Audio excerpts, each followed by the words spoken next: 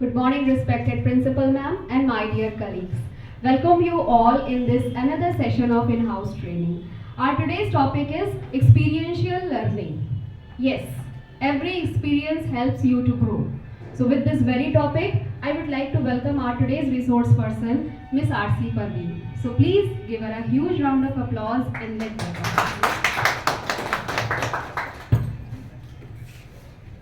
Thank you so much, ma'am.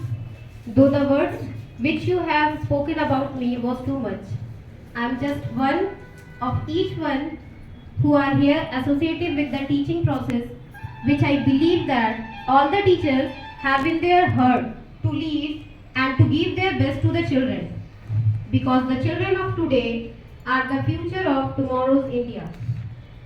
The goal of education is the advancement of knowledge and the dissemination of truth. A very charming and informative morning to all. A hearty welcome to each one of you here on the topic experiential learning. As we all know that Government of India announced a new education policy NEP 2020. Now in 21st century, in which we face the new education policy 2020, it is believed that this is the passport to the future. So I would like to focus more on the topic experiential learning.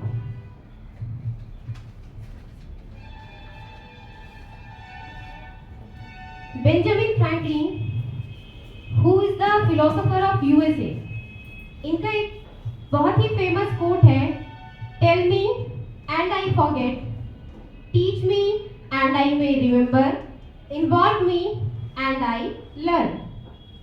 अगर आप मुझे बताएंगे तो हो सकता है कि मैं भूल जाऊं, अगर आप मुझे सिखाएंगे तो हो सकता है कि मैं याद रखूं, लेकिन जब आप मुझे इन्वॉल्व करेंगे, मुझे खुद उस काम को करने देंगे, तो ही मैं सीख पाऊंगा.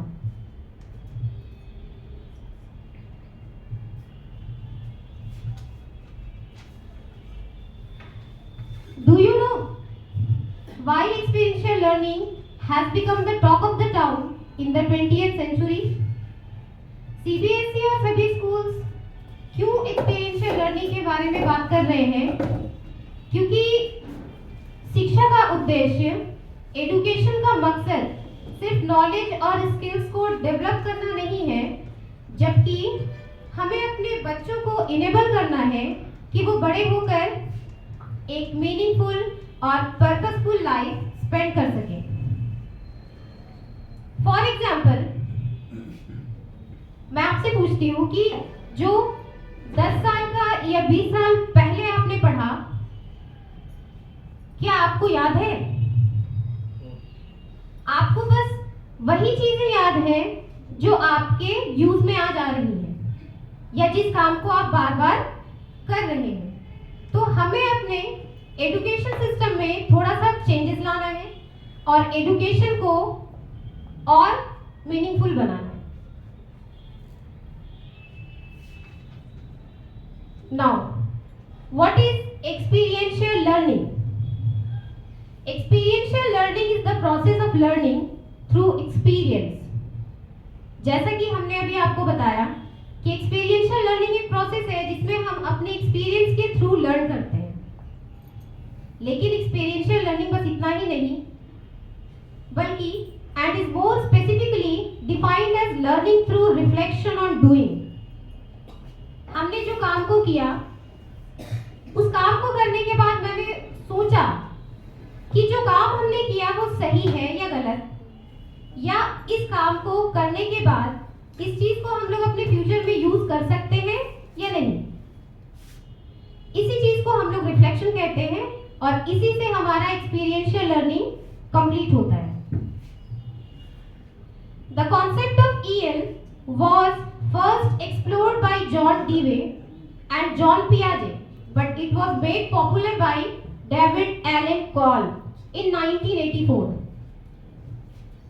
इस एक्सपीरियंशियल लर्निंग का कॉन्सेप्ट सबसे पहले जॉन डीवे और जीन पियाजे ने दिया था, बट इसको और पॉपुलर डेविड एलन कॉल ने किया 1984 में.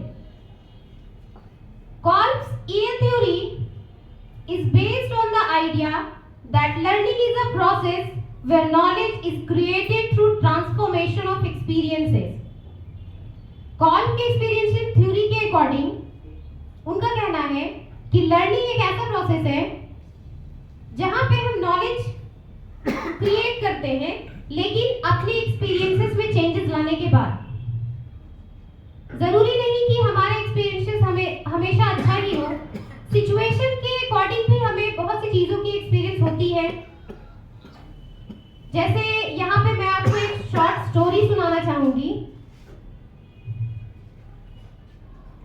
एक बहुत ही अच्छा और सुंदर राज्य था जहां एक राजा राज करते थे।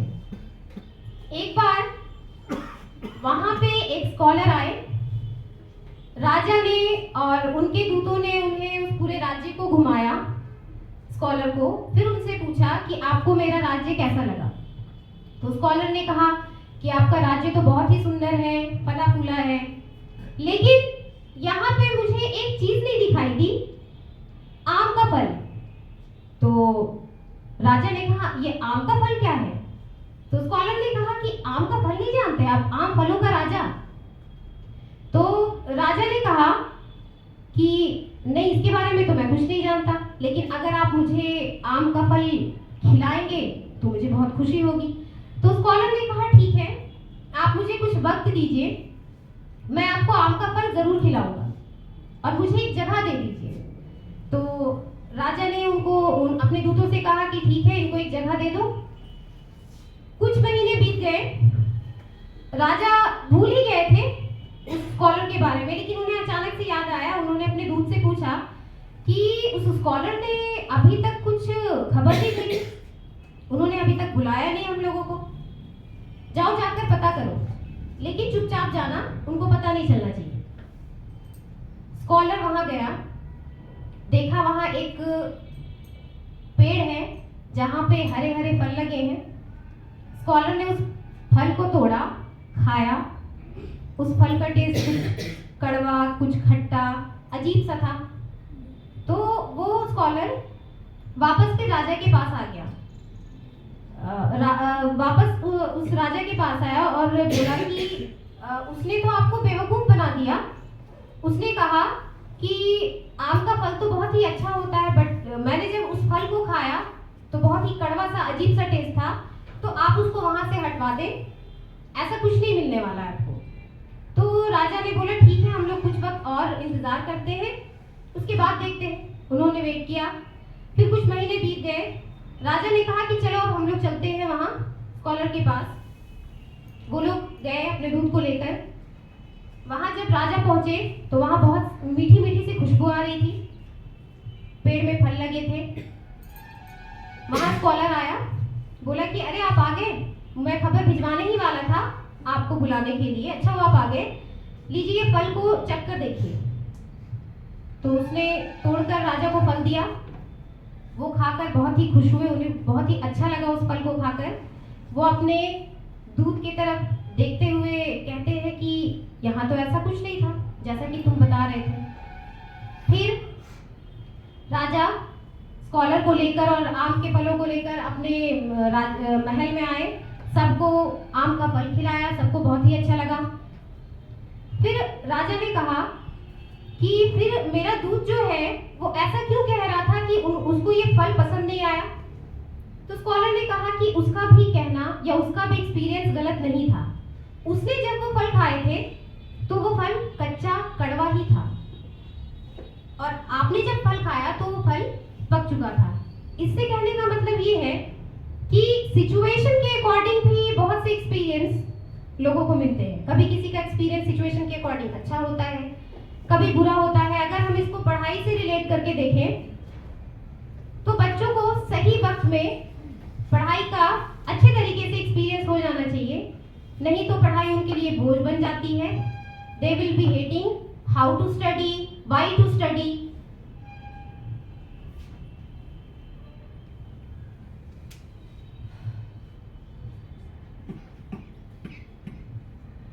Experiential learning is one that combines experience with focused reflection.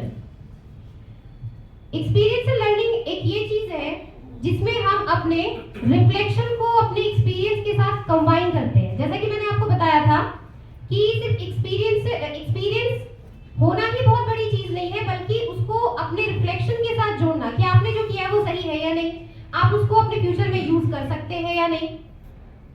Builds on past knowledge and experiences, यहाँ पे हमें अपने पास्ट नॉलेज को भी अपने प्रेजेंट के साथ कनेक्ट करना होता है कि हमने अपने जो पास्ट में सीखा था वो आज हम अपने प्रेजेंट में उस चीज को यूज कर सकते हैं या नहीं। रिक्वायर्स एक्टिव इन्वॉल्वमेंट, जिसको जिस चीज का एक्सपीरियंस हो रहा है, जिस काम का एक्सपीरियंस हो रहा है, उसमें उसका एक्टिव इन्वॉल्वमेंट होना बहुत जरूरी है। जो अगर बच्चों को लगे कि उनको उस चीज में इन्वॉल्व होना चाहिए तो ही आप उनको इन्वॉल्व कर सकते हैं या कुछ एक्सपीरियंस उनको सिखा सकते हैं। अगर उनका मन ना हो उस चीज में इन्वॉल्व होने का तो उनको उस चीज का एक्सपीरियंस नहीं हो सकता। जैसे आपने बच्चों को होमवर्क दिया कि तुम घर जाकर ट्रीज को प्लांट करना, उसके बाद मुझे उसका उस 5 स्टेजेस का फोटो चाहिए, 5 फोटोज चाहिए। जब आपने उस पे फोकस किया हो कि जो आपने ट्री लगाया है वो बढ़ रहा है, स्टूडेंट्स उसको लगाएंगे, खुद से करेंगे और एक्सपीरियंस करेंगे और फोकस करेंगे प्लांट पे कि वो कब कितना कैसे बढ़ रहा है। क्लास में तो आपने उसको जरूर सिखाया होगा कि ये प्लांट है, टाइप्स ऑफ प्लांट्स है, प्लांट पे जब आप पानी डालते हो सनलाइट मिलता है तो वो बढ़ता है, लेकिन उस चीज को वो उतना नहीं सीखेगा जितना वो खुद करेगा। जब खुद इन्वॉल्व होगा उस चीज में तो वो सीखेगा। encourages collaboration and exchange of ideas, जब भी ग्रुप डिस्कशन भी एक बहुत ही इंपॉर्टेंट रोल है एक्सपीरियंस का, एक्सपीरियंशियल लर्निंग का। वहां पे स्टूडेंट्स अपने आइडियाज को एक्सचेंज करते हैं एक दूसरे के साथ, उनका कॉन्फिडेंस लेवल बढ़ता है और वो एक दूसरे को हेल्प करना सीख जाते हैं। कैन बी कोर्स फोकस्ड और इन क्लास कम्युनिटी फोकस्ड और वर्क फोकस्ड, ये जरूरी नहीं कि क्लास में ही ये होना चाहिए, कम्युनिटी फोकस्ड भी हो सकता है। ये जिस काम को आप कर रहे हैं उस पे भी फोकस हो सकता है। इस पे मैं आपसे एक एक्टिविटी है छोटा सा, मैं आपसे पूछना चाहूंगी कि आप अपने आसपास की चीजों को देखिए कि कितनी चीज आपके आसपास सर्कुलर शेप में है। Okay, tell me number of things, yes, जितना आपने काउंट किया उतना ही बताइए। 3 to 4. 4, रविराज से 5. Sandhya ma'am 5, Viren ma'am 4। Okay Shiva ma'am, आप फिर से एक बार देखिए कि आपने जो काउंट किया था वो चीजें उतना ही है और भी है ना? मतलब इससे पहले जब आपने उस चीज को नोटिस किया तो आपने उस चीज पे कंप्लीटली फोकस नहीं किया था, लेकिन जब आपने उस चीज पे फोकस किया तो आपको ऐसा लगा कि वो चीजें और भी हैं आपके आसपास जो कि सर्कुलर शेप में है। फोकस से रिलेटेड एक और बात है कि जब आपने देखा होगा कि आपके घर पे कोई रिलेटिव्स या कोई गेस्ट आते हैं, कहते अरे आपका बच्चा तो इतना बड़ा हो गया, इसका हाइट इतना बढ़ गया, तो आप रिप्लाई करते हैं कि नहीं, बात ऐसी है कि आप इसको बहुत दिनों के बाद देख रहे हैं ना, मैं इसको हमेशा देखती हूँ इसलिए मुझे समझ नहीं आ रहा है। आपको ऐसा लग रहा होगा, एक्चुअली ऐसा होता नहीं है। हाइट उसकी बढ़ ही रही है लेकिन हम उस चीज पे फोकस नहीं करते। अगर हम कंप्लीटली फोकस करेंगे तो आपको लगेगा कि रियली उसका हाइट बढ़ रहा है।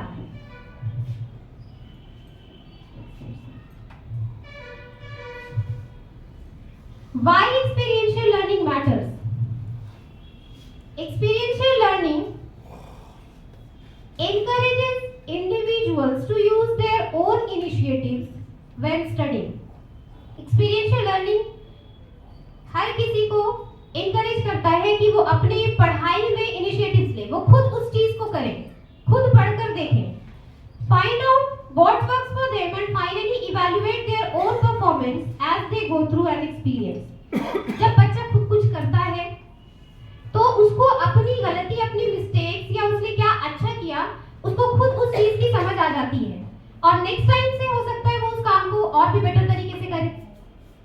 Experiential learning requires the learner to have intention to learn.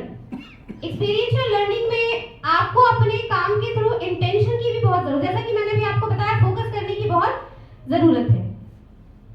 अब इसके बाद हम लोग एक वीडियो देखेंगे एक्सपीरियंशियल लर्निंग से related. There were two neighbors living next to each other. One was a retired teacher, and the other was an insurance agent who had a lot of interest in technology. Both of them had planted a variety of plants in their gardens. The retired teacher gave us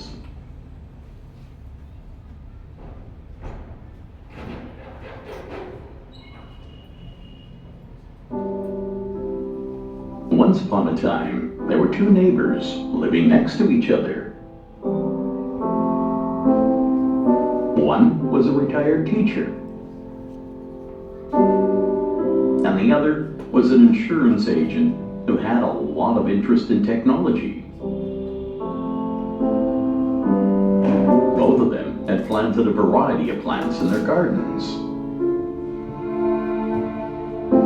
The retired teacher gave a small amount of water to his plants, and didn't always give full attention to them.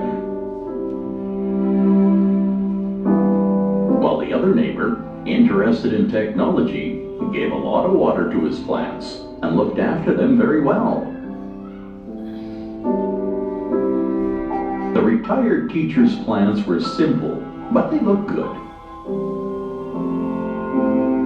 The insurance agent's plants were much fuller and much greener. One day during the night, there was a heavy storm and a wind due to a minor storm. The next morning, both of the neighbors came out to inspect the damage to their gardens. The neighbor, who was an insurance agent, saw that his plants came out by the roots and were totally destroyed.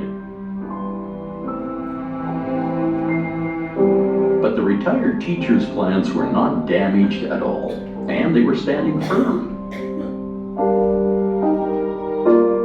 The insurance agent neighbor was surprised to see this, so he went to the retired teacher and asked, "We both grew the same plants. I actually looked after my plants better than you did, and even gave them more water. Still, my plants came out by the roots, while yours didn't. How is that possible?" The retired teacher smiled and said, "You gave your plants more attention and water. But because of that, they didn't need to work for it by themselves. You made it easy for them. You made it easy for them, while I gave them only an adequate amount of water and let their roots search for more. And because of that, their roots went deeper, and that made their footing stronger. That's why my plants survived." Moral? This story is about parenting. आपने जो video अभी देखा उसमें भी आपने experiential learning को notice किया होगा। पहले वाले जो नेबर थे, जो रिटायर्ड टीचर थे, उन्होंने अपने प्लांट्स पे उतना पानी नहीं डाला, क्योंकि उसने अपने प्लांट्स के रूट को वर्क करने के लिए दिया कि उसका रूट उस पे वर्क करे, वो और अंदर तक जाकर स्ट्रॉन्गर बने। लेकिन दूसरा जो नेबर था, उसने अपने प्लांट्स में कंटिन्यूअसली पानी डाला, जिसकी वजह से उसका रूट वीक हो गया। ये भी एक एक्सपीरियंशियल लर्निंग का पार्ट है। दूसरी तरफ उस नेबर ने सीख भी लिया कि नेक्स्ट टाइम से जब वो प्लांटिंग करेगा तो उस बात को ध्यान में रखते हुए करेगा। 4 stages of the Kolb's experiential learning cycle। ये बहुत ही इंपॉर्टेंट साइकिल है जिसको कॉल्ब ने दिया है। The first one is concrete experience, reflective observation, abstract conceptualization, and active experimentation.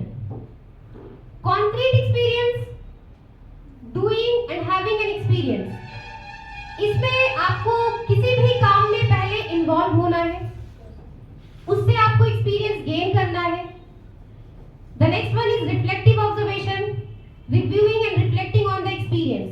आपने जिस काम को किया उसको फिर से आपको देखना है, उस पर सोचना है, जिसको मैंने बताया था रिफ्लेक्टिंग ऑन द एक्सपीरियंस. आपको अपने एक्सपीरियंस पे रिफ्लेक्शन को देखना है कि आपने उससे क्या सीखा. एब्स्ट्रैक्ट कंसेप्चुअलाइजेशन, जिसमें आपको एक कंक्लूजन मिलेगा कि आपने जो सीखा है उस पे आप एक न्यू आइडियाज को भी डाल सकते हैं, अपने कंसेप्ट्स को डाल सकते हैं कि नेक्स्ट टाइम मैं जब उस काम को करूंगा तो मैं उसको किस तरीके से करूंगा. And the last one is active experimentation, planning, trying out what you have learn. Last step में आपने जो सीखा है, जिस पे आपने सोचा, कंक्लूजन जो निकाला, आपने कंसेप्ट को जो डाला, अपने आइडियाज को डाला, उस पे आप फिर से वर्क करेंगे. Concrete experience is the learner cannot learn merely by reading or observing. He needs to actively participate in the experience by feeling it with all the five senses. Learner सिर्फ किसी चीज को रीड करके या observe करके ही नहीं सीखते, बल्कि उस काम में उनको पार्टिसिपेट करना भी जरूरी है, और वहां जहां पे उनको अपने 5 सेंसेस का भी यूज करना होता है. आपने भी देखा होगा कि आपने अपनी लाइफ में जो भी एक्सपीरियंस किया है, अपने 5 सेंस को यूज करके ही. The idea is to immerse in the experience and learn. Reflective observation, this is the second stage where the learner reflects at the situation before forming any opinion. The learner must reflect upon the present by connecting it to his past experiences. Reflective observation focuses on observing and perceiving. आप जब भी कुछ करते हैं तो उससे कुछ सीखते हैं. Learn, relearn and unlearn. कभी ऐसा होता है कि आपने जो सीख लिया है, कभी किसी सिचुएशन, किसी एक्सपीरियंस को देखने के बाद आप उसको दोबारा सीखते हैं, या फिर कभी ऐसा हो कि आपने कुछ सीखा है, उसको आप अपने लाइफ से हटाना चाहते हैं, कि आपको ऐसा लगा आपका एक्सपीरियंस उस चीज के लिए अच्छा नहीं रहा, तो आप वहां उस चीज को अनलर्न भी कर सकते हैं. जैसे कि मैंने ये प्रेजेंटेशन दिया, अगर इस प्रेजेंटेशन पे अगर मैम कुछ फीडबैक देती हैं या वो अगर हमें कुछ बताती हैं, तो उस चीज को हमें सीखना है, और अगर कुछ मिस्टेक्स मेरे से यहाँ अगर हो गया तो उस चीज को हमें अनलर्न भी करना है. Abstract conceptualization, the learner creates theories to explain his experiences. In this stage, the learner gathers and analyzes the information and draws conclusions. Sometimes it may challenge the pre-existing concept. कभी-कभी ऐसा होता है कि जो concept आपके पास पहले से है, वो आपके लिए उस चीज के लिए चैलेंज हो, आप शायद उसको भूलना नहीं चाहते हो, आपको ऐसा लग रहा है कि आपने जो एक्सपीरियंस किया है वो आपके लिए सही है, बट ये जरूरी नहीं कि आपके लिए वो सही है. सिचुएशन के अकॉर्डिंग आपका जो एक्सपीरियंस होता है, आप चाहे तो उस चीज को हटाकर अपनी लाइफ में कुछ नया इंक्लूड कर सकते हैं. This focuses on learning by thinking. अभी जैसा कि कोरोना का पैंडेमिक जो गुजरा, हम लोगों ने कुछ भी एक्सपीरियंस नहीं किया था उस सिचुएशन के अकॉर्डिंग, लेकिन हमें बोला गया कि हमें ऑनलाइन क्लासेस लेना है. अगर ऑनलाइन क्लास लेने के लिए आपको एक टीचर्स को एक लिंक सेंड कर दिया गया और बोला गया कि आप इससे क्लास कंटिन्यू करो, तो क्या टीचर वहां पे कुछ सीख पाते? उनको तो ऑलरेडी वो लिंक मिल रहा है, उसने उस मीटिंग को शेड्यूल नहीं किया है जो वहां वो कुछ सीख पाएंगे. इसलिए स्टूडेंट्स के साथ साथ टीचर्स ने भी बहुत कुछ सीखा है, और ये हमारा एक्सपीरियंशियल लर्निंग का ही पार्ट है. The last one is active experimentation. This is the final stage where the learner applies what he has learned while learning by doing. जब वो कुछ कर रहे होते हैं, करने के बाद उन्होंने क्या सीखा, और उसको जब उन्होंने अप्लाई किया अपने लाइफ में, तो ये आपका एक्टिव एक्सपेरिमेंटेशन होता है. जैसे फॉर एग्जांपल, स्टेज है। अगर मुझसे इस पे कुछ मिस्टेक हुआ, मैंने इस पे प्रेजेंटेशन देने के बाद उस चीज पे सोचा कि मैंने जो बोला वहां पे जो मैंने एक्सप्रेस किया सबके सामने, पता नहीं वो सही था या नहीं था, हो सकता है मुझसे कुछ इसमें मिस्टेक्स हो गया हो, तो उस मिस्टेक्स को मैं सुधारने के लिए, उस मिस्टेक्स को मैं चेंज करने के लिए फिर से मैं उस चीज पर सोचूंगी, उस चीज पर मैं कंक्लूजन निकालूंगी और फिर नेक्स्ट टाइम जब मैं यहाँ आऊंगी तो क्यों कुछ नए आइडियाज के साथ आऊंगी ताकि मैं नेक्स्ट टाइम अपना प्रेजेंटेशन इससे और भी बेटर दे सकूं। ये जो एग्जांपल मैंने दिया ये कॉल्स एक्सपेरिमेंशियल लर्निंग साइकिल से ही रिलेटेड है।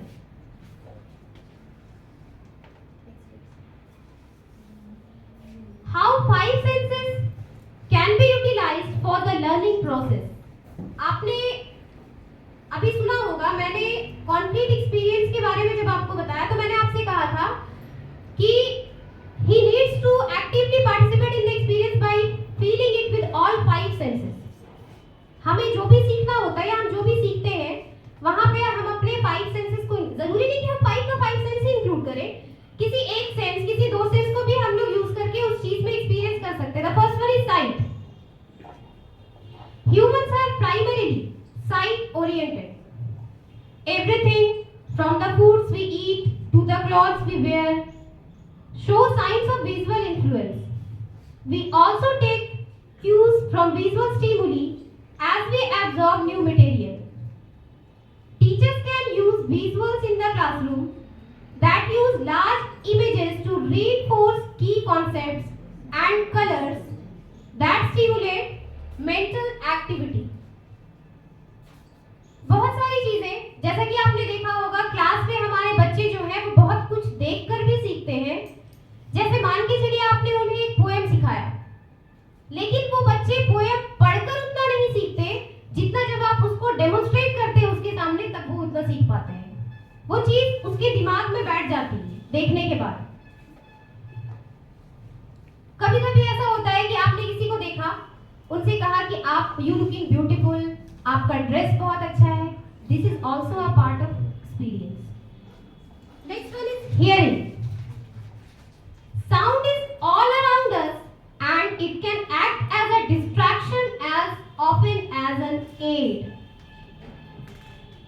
जैसे मान के चलिए कि मैं अभी जो प्रेजेंटेशन दे रही हूँ, हो सकता है कि बहुत किसी के लिए ये डिस्ट्रैक्शन हो, और जिसने इसे एड समझ कर लिया हो वो इसको अच्छे से एंजॉय कर रहे होंगे। In terms of active learning methods, the child will be benefit most from engaging in relevant group discussions, reading out loud and experiencing a positive feedback environment. यहाँ पे ग्रुप डिस्कशन भी बहुत मैटर करता है। मैंने आपको बताया था कि ग्रुप डिस्कशन में बच्चे एक दूसरे की बातों को सुनकर, अपने आइडियाज को शेयर करके, अपने कॉन्फिडेंस लेवल को बढ़ाकर बहुत कुछ सीखते हैं।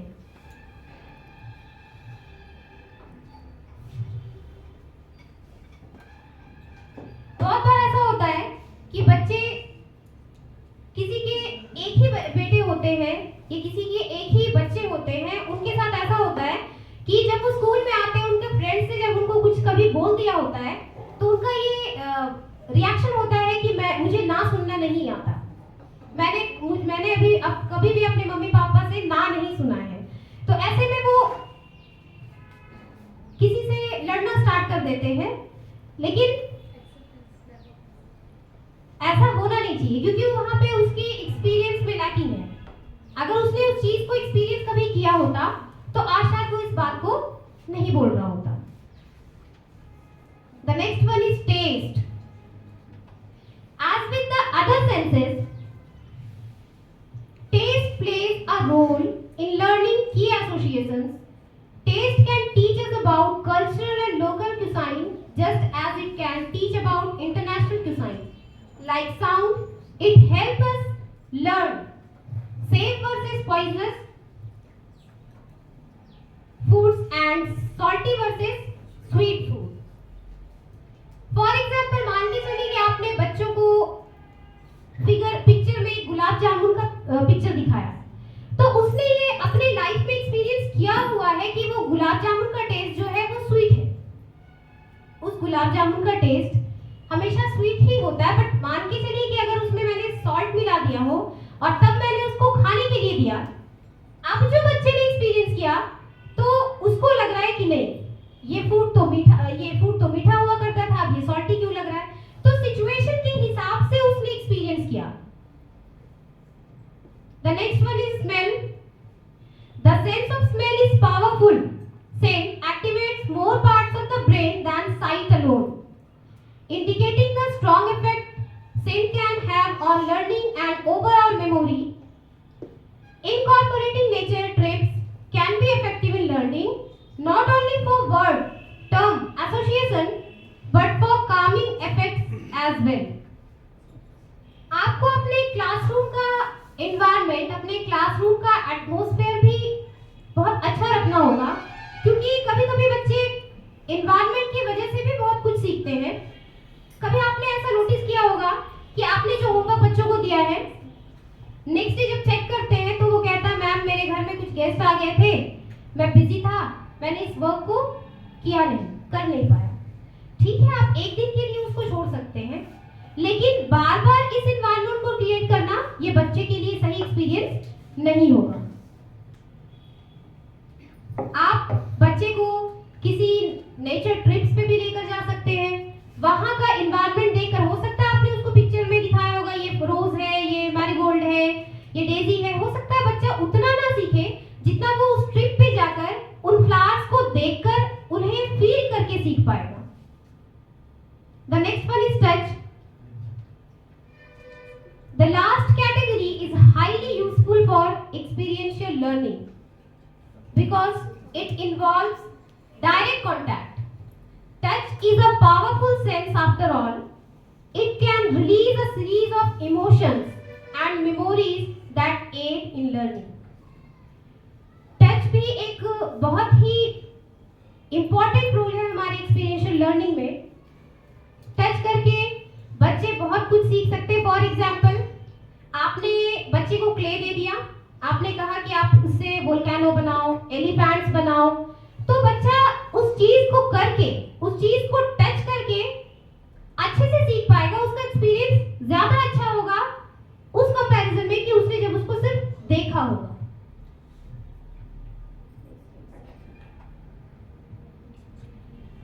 How can experiential learning be applied in the classroom? Some examples of experiential learning in a classroom setting are field trips, जैसा कि मैंने अभी आपको बताया, visiting museums और cultural institutions. Another examples would be through hands-on activities like cooking with students or making art together. Students designing their own lesson plans or facilitating student-led discussions about lessons learned from past experiences, events would also be examples of experiential learning. जब आप कभी अपने बच्चों को अगर कुछ work देते हैं कि बच्चे आप इसको घर से बनाकर लाना, तो मेरा ये मानना है कि बच्चे उस चीज को खुद से ही करें तो ज्यादा बेटर है। कभी पेरेंट्स सोचते हैं कि उस चीज को अच्छा दिखने के लिए, अच्छा बनाने के लिए, कि मेरे बच्चे की तारीफ हो क्लास में, मेरा बच्चा सबसे अच्छा करे, तो उसमें क्या होता है कि पेरेंट्स इन्वॉल्व हो जाते हैं, लेकिन ऐसा नहीं करना चाहिए। बच्चे को मौका देना चाहिए कि वो खुद उस काम को करे, ताकि जिस काम को वो खुद करेंगे उस चीज को वो अच्छे से सीख पाएंगे, उनका एक्सपीरियंस अच्छा होगा, और जब टीचर उनसे क्लास में उस चीज के बारे में पूछेंगे तो वो ज्यादा अच्छे तरीके से उसको एक्सप्लेन करेंगे, क्योंकि उस काम को उसने खुद किया है, उसका एक्सपीरियंस खुद कर रहा है उस चीज के लिए। नेक्स्ट हम लोग फिर एक वीडियो देखेंगे। Experience is the best teacher. Sensitivity to disability. Mrs. Venkat was in deep thought. The new student in her class was finding it hard to adjust. He was an average student and was well behaved. So far, he had not given anyone a chance to complain. But still, he did not feel to be a part of the class. The boys in her class called him names. They made fun of him and teased him off and on. Ishan, the new student, walked with a limp. Mrs. Venkat The class teacher was worried both about Ishan as well as all other students. Next day, Mrs. Venkat had strips of black cloth. She gave one strip to each boy and asked them to blindfold their partners. Now, she instructed the boys to remain like that for the rest of the day. The boys were baffled. They could barely understand what was happening around. Within 10 to 15 minutes, almost everyone was annoyed and infuriated. They were desperate to throw off the blinds. Mrs. Venkat insisted that they had their lunch while they were still blindfolded. With great difficulty, the boys somehow managed. Post lunch, they were allowed to open their eyes. The experience was so hard for them that some of them almost burst into tears. Mrs. Venkat came up with yet another strange activity. She made each of the boys make a fist of the left hand and tied it all over with a big handkerchief. The boys could no more use the palm and fingers of the left hand. They spent the entire day working with just the right hand. Some of them managed better. They were patient and tactful. Some did not know what to do and got frustrated, but somehow managed through the day as the class teacher had instructed. The impatient and more restless ones played havoc through the day. However, at the end of the day, everyone heaved a sigh of relief. The day was tough on each one. On the third day, all the students felt intimidated. Each one wondered what Mrs. Venkat might be planning. Some even prayed for her to take a normal class. However, Mrs. Venkat was in no mood to please or comfort anyone. She entered and glanced across the class. Ishan was absent. Continuous criticism from classmates had taken its toll. She paused and thought of something. She needed to sensitize the children to Ishan's disability. Then she asked the boys to line up and move to the ground. All the students knew quite well that a new challenge was waiting for them. What is Mrs. Venkat up to? What does she want? They wondered. When the boys reached the ground, Mrs. Venkat ordered each one of them to collect 12 to 15 fallen leaves. Then she told the boys to remove their shoes and stuff the leaves in their socks so that they were right under the sole. Next, she made them wear the shoes again. She then began a basketball match. The boys with their shoes stuffed with leaves obviously found it quite uncomfortable to run around. None of them could focus or play their natural game. Of course, none of them had any fun. After the game was over, the boys were allowed to remove the leaves. Back in the class, everyone felt strange.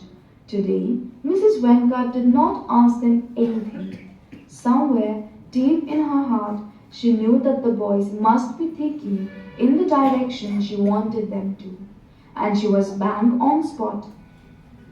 Each child of the class was thinking about Ishan.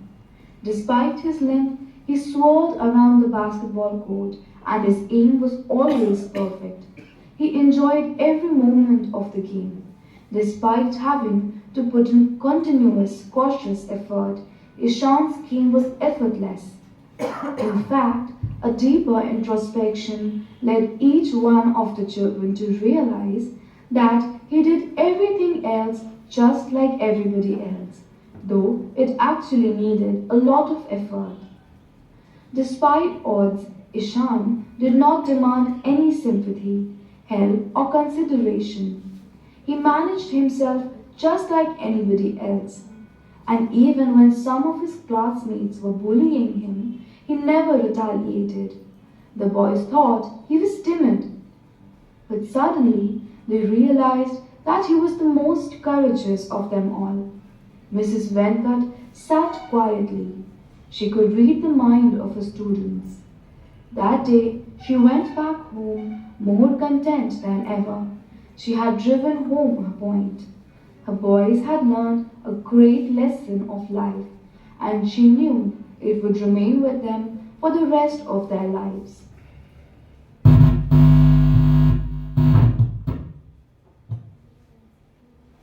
आपने जो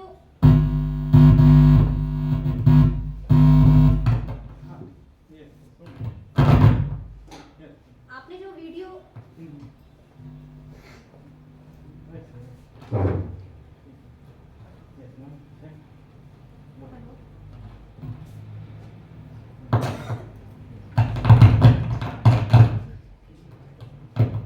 आपने जो video भी देखा उसमें एक बच्चा ईशान था जो कि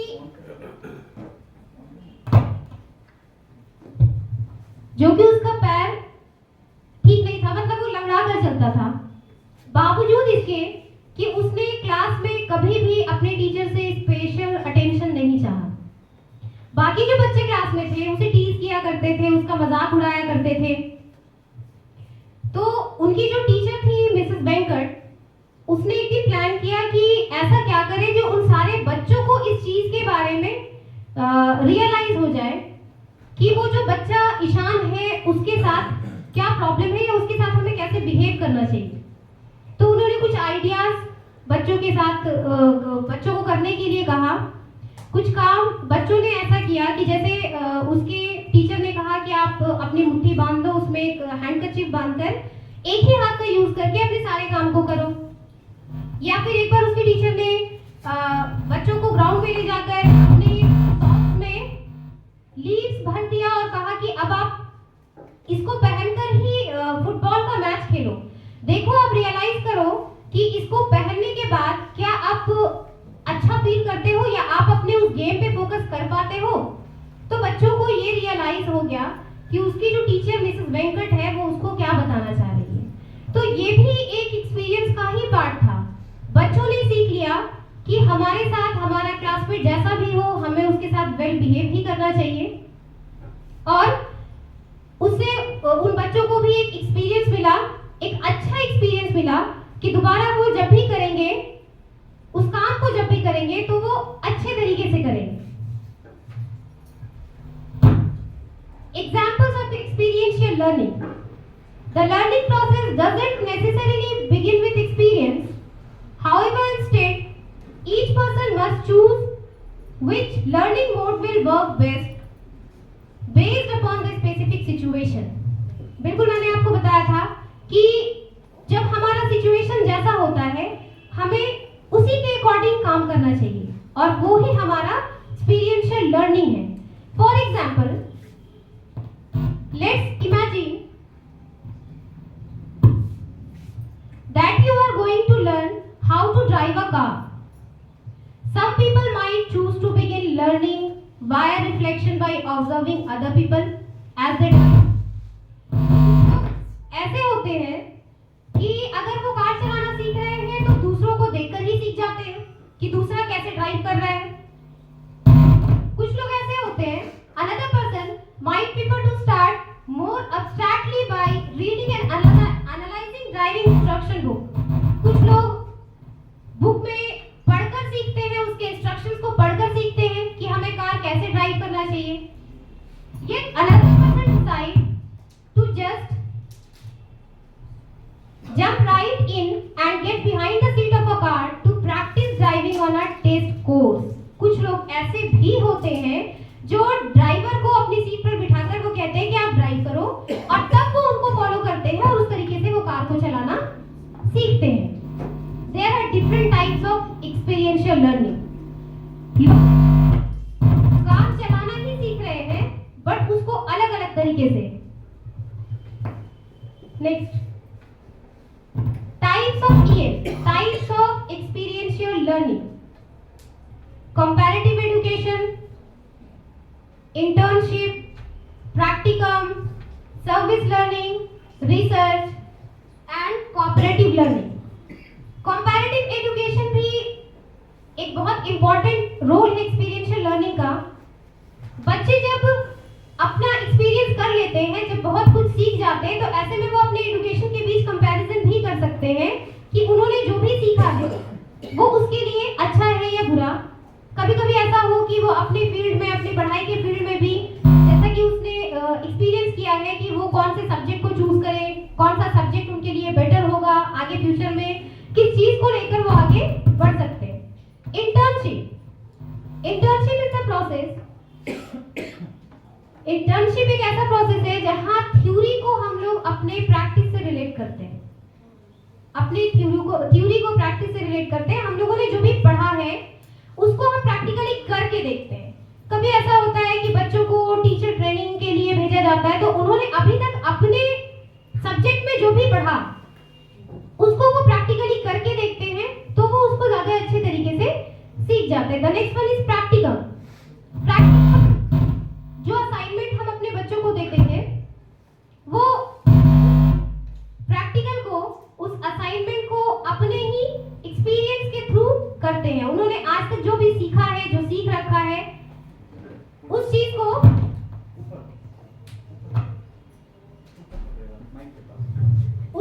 वो अपने असाइनमेंट में लिखते हैं या डालते हैं जो उन्होंने एक्सपीरियंस किया है। सर्विस लर्निंग, ये भी एक बहुत ही इंपॉर्टेंट पार्ट है।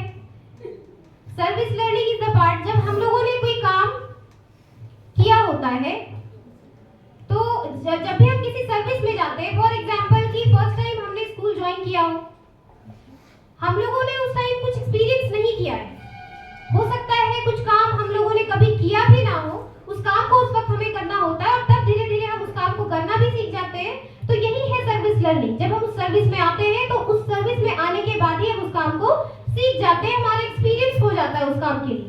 The next one is research. ये भी बहुत ही इंपॉर्टेंट रोल है एक्सपीरियंशियल लर्निंग का। हम किसी भी चीज को एक्सपीरियंस करते हैं तो उसमें अपना भी कॉन्सेप्ट डालते हैं, उसमें उस चीज के बारे में सोचते हैं, रिसर्च करते हैं। Next, the last one is cooperative learning. मैंने आपको बताया था कि ग्रुप डिस्कशन एक बहुत ही अच्छी चीज है जो बच्चों में होनी चाहिए। ग्रुप डिस्कशन में बच्चे अपने व्यूज को शेयर करते हैं, अपने थॉट्स को शेयर करते हैं, और ऐसे में बच्चों में ये ब्रदरहुड की फीलिंग डेवलप होती है। The importance of experiential learning makes learning relatable to learners. Learners build on what they already know and are provided with opportunities to make connections between new concepts and existing ones. Increases the effectiveness of learning. Experiential learning का एक बहुत ही important है ये कि बच्चे अपने experience को बहुत ही effective बना सकते हैं। उन्होंने जो सीखा वो बहुत ही effective होता है क्योंकि वो उसमें अपना critical thinking use करते हैं, problem solving use करते हैं, skills को use करते हैं and engage in decision making।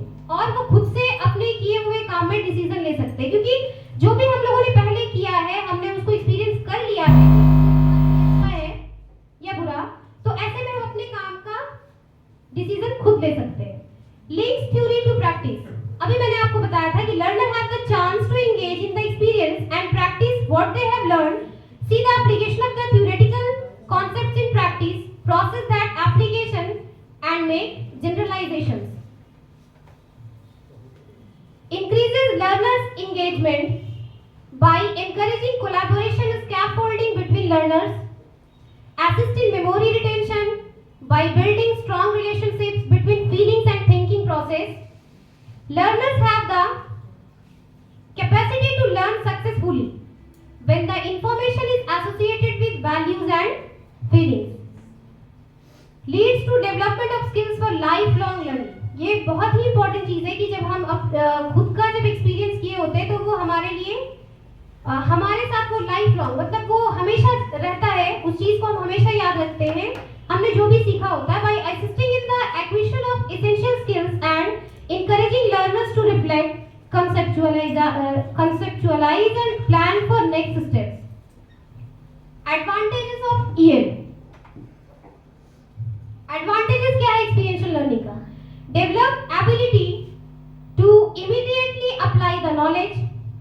आपने जो भी सीखा है उसको तुरंत सिचुएशन के अकॉर्डिंग आप उस चीज को अप्लाई कर सकते हैं। वहां आपको सोचना नहीं पड़ता कि आप उस काम को करें या ना करें, क्योंकि ऑलरेडी आपने उस चीज के लिए एक्सपीरियंस कर लिया है।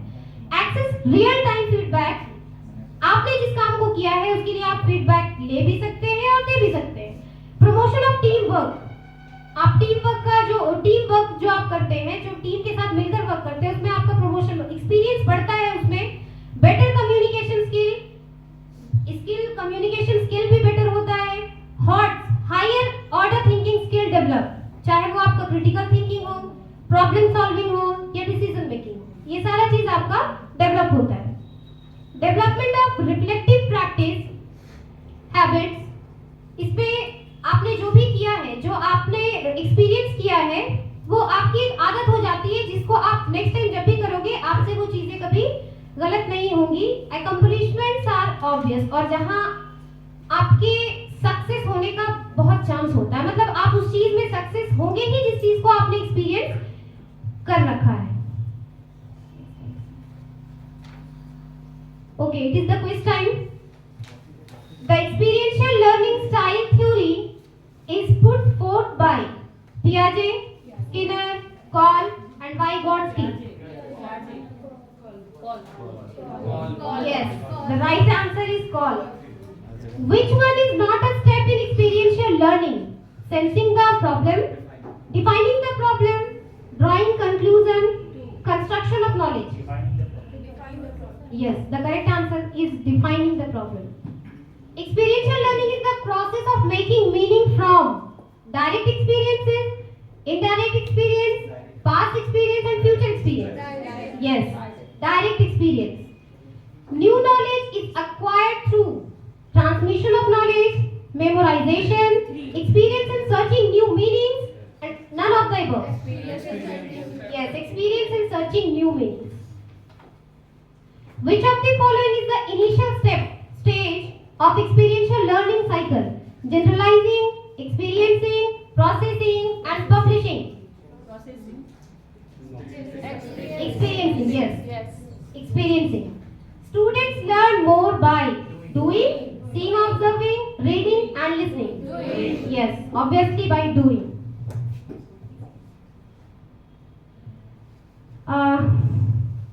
जूलियस सीजर ने कहा है, experience is the teacher of all things. Yes, experience जो है वो हर चीजों का टीचर होता है। मतलब अब अगर आप बच्चों को उस काम में इन्वॉल्व होने देते हैं जिस काम को बच्चे करते हैं, उस चीज को वो अच्छे तरीके से सीख पाते हैं।